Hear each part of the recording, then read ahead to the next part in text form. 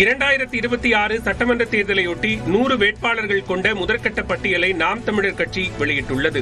தமிழ்நாடு சட்டமன்ற தேர்தல் அடுத்த ஆண்டு நடைபெற உள்ள நிலையில் நாம் தமிழர் கட்சி தனித்து போட்டியிடும் என்று அதன் தலைமை ஒருங்கிணைப்பாளர் சீமான் அறிவித்துள்ளார். அடுத்த ஆண்டு பிப்ரவரி மாதத்தில் திருச்சியில் மக்களின் மாநாடு நடைபெறும் என்றும் அதில் 234 வேட்பாளர்களும் அறிமுகப்படுத்தப்படுவார்கள் என்றும் தெரிவித்திருந்தார். இந்நிலையில் சட்டப்பேரவை தேர்தலுக்கான 100 வேட்பாளர்கள் அடங்கிய முதற்கட்ட பட்டியலை சீமான் வெளியிட்டார்.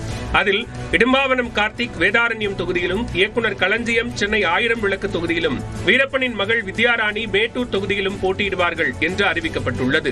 இதில் 40 பெண்களுக்கும் 12 பொது தொகுதிகளில் பட்டியலின வேட்பாளர்களுக்கும் வாய்ப்பு வழங்கப்பட்டுள்ளது. வழக்கறிஞர்கள், மருத்துவர்கள், பொறியாளர்கள், பேராசிரியர்கள், முனைவர்கள் உள்ளிட்டோர் கலந்த பட்டியலை நாம் தமிழர் கட்சி வெளியிட்டுள்ளது.